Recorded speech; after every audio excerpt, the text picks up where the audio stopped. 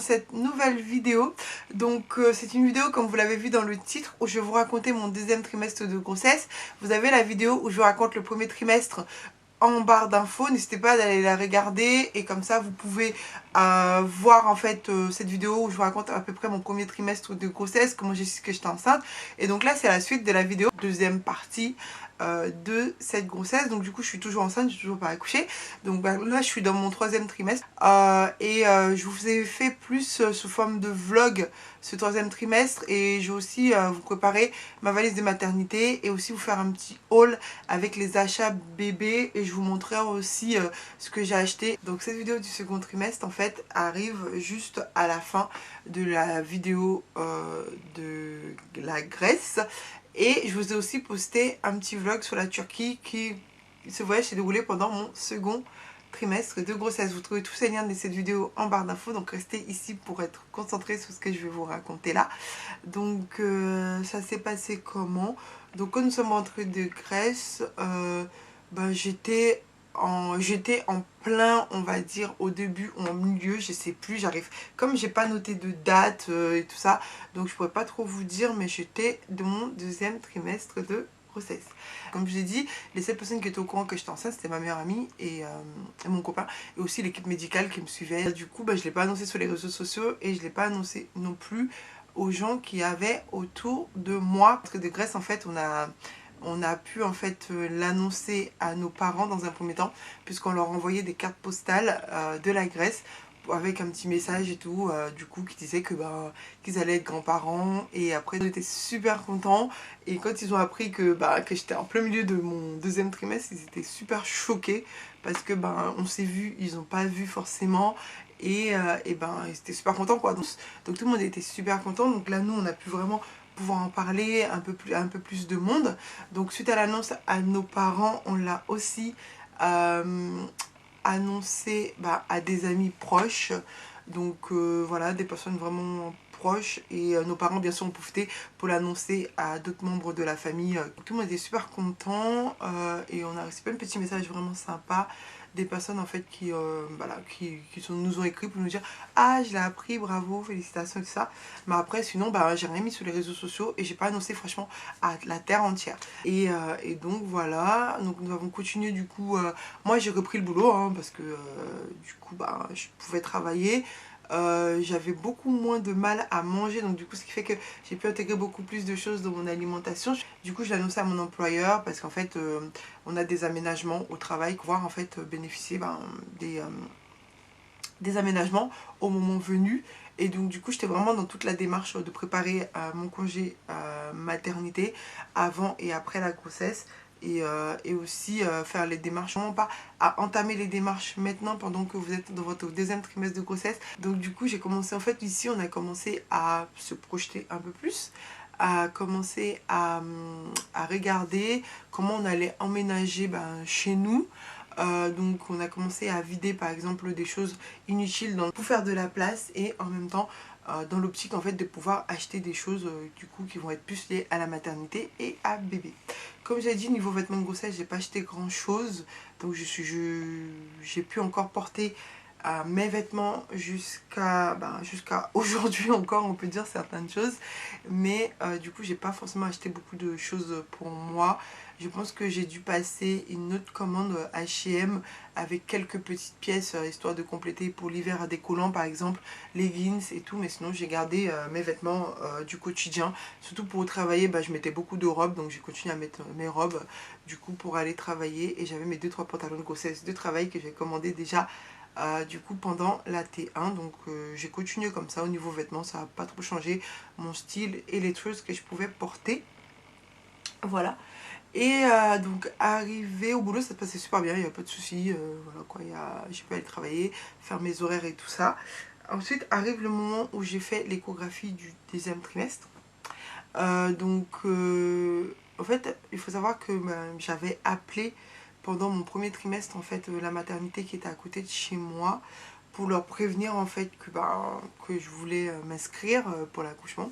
Ils ont accepté tout de suite l'inscription parce que j'habitais juste à côté, donc voilà, il n'y a pas eu de problème. J'ai créé mon dossier en ligne et du coup j'ai eu quelqu'un de la maternité qui m'a fixé un rendez-vous pour l'échographie du deuxième trimestre et en même temps pour venir rencontrer les sages-femmes de la maternité.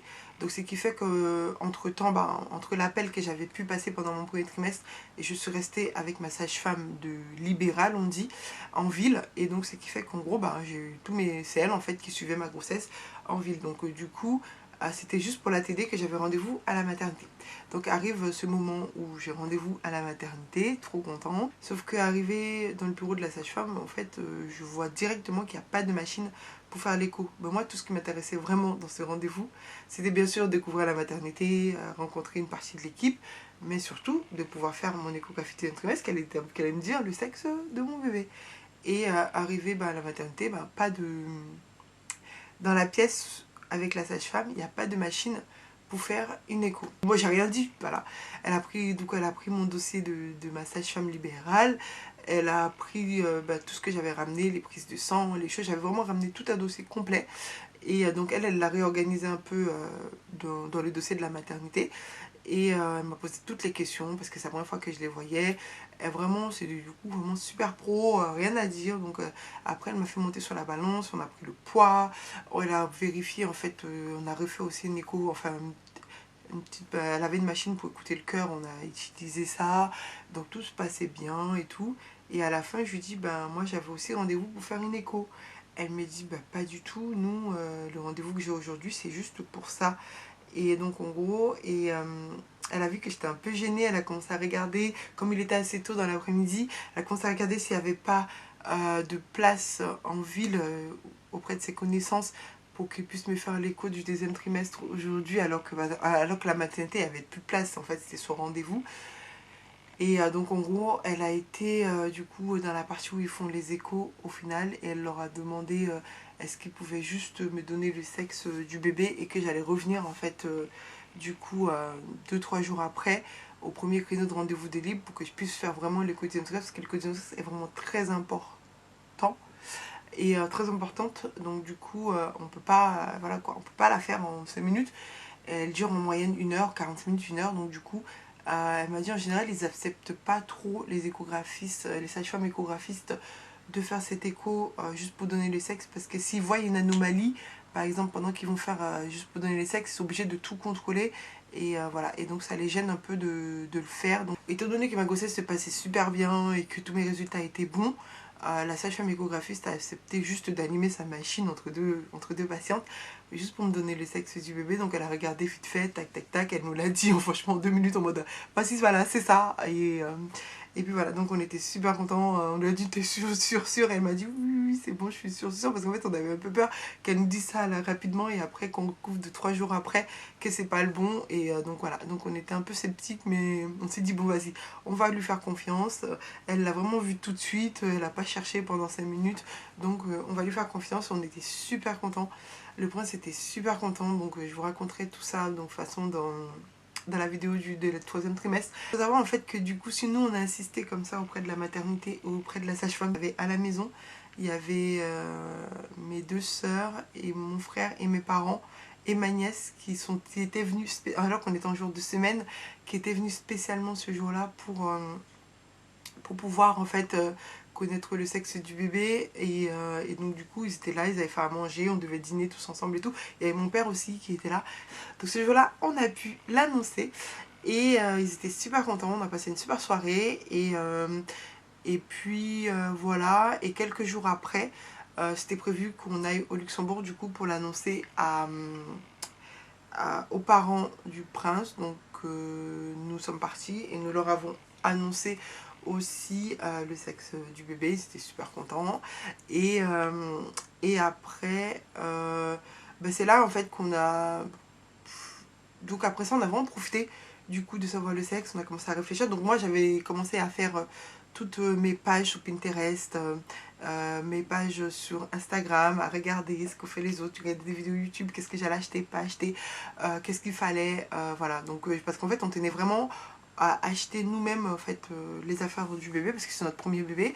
Donc du coup nous pendant ce temps-là on a commencé à se faire des petites listes et tout, c'était beaucoup d'idées, on n'a rien acheté. Du coup on a profité de voilà quoi, retour au boulot, à la vie à peu près normale. Il y avait un peu plus de monde qui savait que j'étais enceinte mais j'avais encore rien partagé sur les réseaux. Donc arrivé, on s'est rendu compte en fait que on avait un voyage qui était prévu en Turquie et que si on maintenait ce voyage à la date qui était prévue en Turquie, ben, on n'allait pas pouvoir le faire. Donc ça aurait été trop tard. Donc, parce que les compagnies aériennes n'acceptent pas les femmes enceintes à partir d'un certain terme. Et donc du coup, pendant que avec les dates qu'on avait prévues, ben, c'était les termes du coup ben, qu'on ne pouvait plus partir. Donc on s'est dit ben, qu'on allait décaler le billet, mais sauf que c'était la 3e fois qu'on décalait ces billets d'avion, c'est pas une blague. Donc on s'est dit qu'on allait décaler ce voyage avant Noël pour pouvoir rester dans les dates et bien partir. Donc on décale le voyage et tout avant Noël, donc ce qui fait qu'on devait partir bah, en plein milieu de mon 2e trimestre de grossesse. Donc du coup, la sage-femme me donne le go, tout va bien, mes examens vont bien. Ah oui, du coup j'ai fait l'écho du 2e trimestre. 3 jours après, bah, la vraie écho là, pendant 45 minutes. Et tout se passait bien, voilà, tout était nickel, pas de soucis. Puisque c'est là qu'on a vraiment pu profiter d'être dans ce pays pour pouvoir acheter plein de trucs pour bébé. Donc on a acheté des trucs, des vêtements. Je crois qu'on lui a acheté des vêtements jusqu'à ses 3 ans. Et on a acheté vraiment plein de trucs. On est rentré avec 3 valises remplies de choses, du coup pour enfants, des vêtements, des choses comme ça. Et puis voilà, le voyage s'est super bien passé. Par contre là j'étais beaucoup plus fatiguée, donc en plus sachant qu'on avait un décalage horaire de 2 heures, ce qui fait que ben, j'étais éclatée, mais bon du coup j'ai bien profité quand même. Et ça m'a fait du bien d'avoir cette première expérience dans Istanbul, toute cette expérience shopping. Et après voilà, refaire un vlog, enfin refaire un voyage pour avoir cette expérience touristique et peut-être manger plus de choses parce que là j'étais limitée sur plein d'aliments que je peux pas manger et aussi j'avais pas très faim aux heures qu'il fallait manger, donc c'est un peu gâché en fait ce côté bah, nourriture pour la Turquie. Donc j'ai trop hâte d'y retourner très prochainement avec notre bébé. Donc qu'est-ce que je voulais dire d'autre? Ben, la T2, comme vous avez pu le voir, j'ai pas insisté sur des symptômes, des complications, puisque bah, j'en ai pas eu. Donc après mon ventre il a commencé à plus se voir. On a commencé à faire des photos pour nous. Du coup plus à la maison. Bon, on avait bien avancé dans notre rangement. Et on a commencé aussi à regarder, mais on a plus attendu les soldes de janvier pour commencer à acheter les affaires du bébé. Donc on n'était pas forcément dans cette euphorie d'achat, de choses comme ça. Donc on a vraiment bien profité de ce second trimestre de grossesse. Entre les annonces, sortir un peu, parce que ben, on était un peu confinés. Donc voilà, sortir un peu et surtout profiter des fêtes, parce que ben, on a bien profité des fêtes de fin d'année. Donc du coup c'est juste un moment où j'ai été arrêtée en fait par rapport au boulot. Bon, je vous raconterai tout ça dans la vidéo du 3e trimestre. Du coup ma grossesse ça s'est super bien passé, mon T2, mon T1, et j'ai pas grand chose à raconter du coup. À part ça, ben on a... Après, comme j'ai pas forcément de ventre et tout, on n'a pas forcément commencé à sentir bouger bébé. Et donc voilà. Donc j'ai pas grand chose à vous raconter. Peut-être j'ai oublié de dire certaines choses. Mais voilà, j'ai pas grand chose à raconter. À part que vraiment, en fait, je pense que le fait d'avoir eu la période de fête pendant mon 2e trimestre de grossesse et d'avoir eu du coup toute cette euphorie par rapport au Covid et aussi d'avoir voyagé en Turquie, bah, ça a complètement complété les 3 mois. Ils sont passés super vite. Je les ai pas vus passer avec toutes les annonces et le fait de rester tranquillement à la maison. Donc là, du coup, on va se retrouver dans la dernière vidéo sur la grossesse, enfin avant la naissance du bébé.